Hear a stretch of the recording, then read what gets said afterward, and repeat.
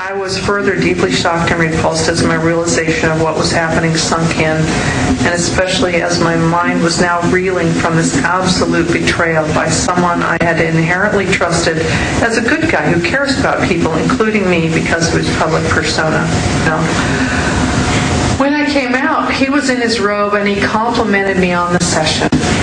I felt I could leave without further problems from him, but I was wrong in that surmising. I was freaked out and trying to act calm and collected so as not to look vulnerable and so as to keep any other weirdness from him from happening. He engaged me in small talk as I headed for my massage table to break it down, and he came over to where I was while I was trying to pack up. And then he wrapped me in an inescapable embrace as I turned around, giving this come hither look deep into my eyes, and caressed my back and buttocks and breasts. I squirmed to try and get out of his grasp, telling him to stop, don't, several times, and I finally told him instead, "You're being a crazed sex poodle," hoping that he'd realize how weird he was being, yet he persisted. He was much stronger than me, bigger than me, and insistent. It was completely unnerving, and I realized that resistance was making him giggle and pursue more strongly. And I knew then that this resistance was a dangerous tactic to use if I wanted to avoid being raped.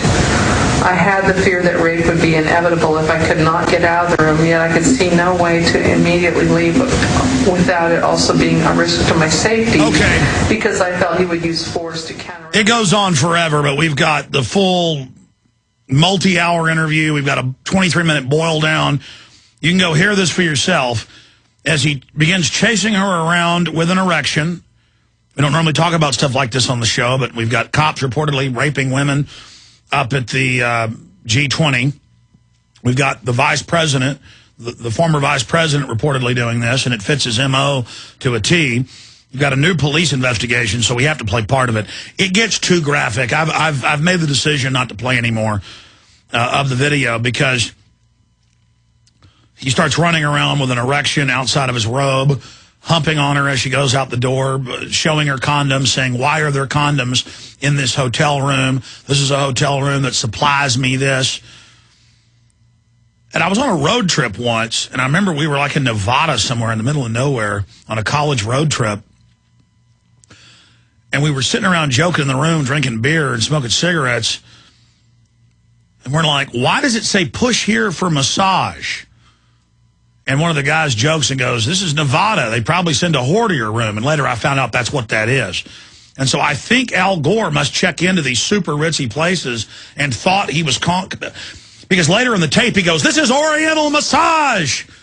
And in downtown Austin, they got places like Midnight Cowboy and Oriental massage, and or now they're called lingerie modeling. And I've never been in one, but the word is you get a little... Well, actually, I probably get 4 or 5 massages a year. And a couple times, and I didn't know what it meant, women giving me massages, I don't like a man touching me, they would ask, "Have you ever heard of a happy ending?" And I was like, "No." And one time the lady just laughed, and the next time she described it, and it was like a hint. "Do you want a happy ending, buddy?" And I'm sorry, I am not into prostitutes. Number one, I'm married and like my wife, love my wife, but there's just something, like I'm not licking toilet bowls. I'm not licking, what do you call it, doorknobs. And I'm not even looking down on those women or saying they're bad. I'm just scared. But side issue, if you put all the pieces together, it's very, very, very clear that Al Gore thought he was ordering a Oriental massage, as the code word is, and that she showed up, and he was like, "Look, get to work, woman. I've had a long day. I'm very stressed." But the minute she said no, this was then sexual assault. And he molested this lady. And I believe it. And look, Enquirer, people confuse Enquirer of News of the World. Because you'll have the Enquirer, and it'll say, "Government plans to microchip population." And they'll have a real article that I've already seen in the AP a year before. They'll just give it a more shocking headline. And pretty much everything in the Enquirer I mean, I remember reading in the Enquirer when I was a little kid. It was like laying in a haircutting place. I mean, I don't remember. It was somewhere laying around in a business while I was waiting.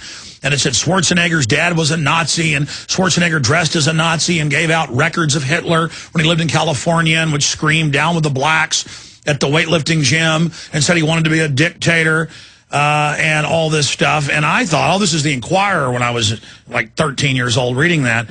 And then later, it all came out in mainstream news, and it turned out it was true. It's kind of like John Edwards. It was the Enquirer that broke all that. Still have the Enquirer that I think is a pretty good investigative journal. They do give it tabloid-type sensational headlines, but this is sensational. But next to it, it'll have Bat Boy lands on White House lawn, or President meets with aliens. And even those publications that are 90% bull, then they'll mix real news in to discredit it, I think. But I think the National Enquirer is a completely different animal. I mean, you know, here it is. Al Gore is a sexual pervert and predator. So that is now in the news. All right, I'm going to come back, go to Frank, Brian, Lauren, Jim, Brian, and others on the other side of this quick break.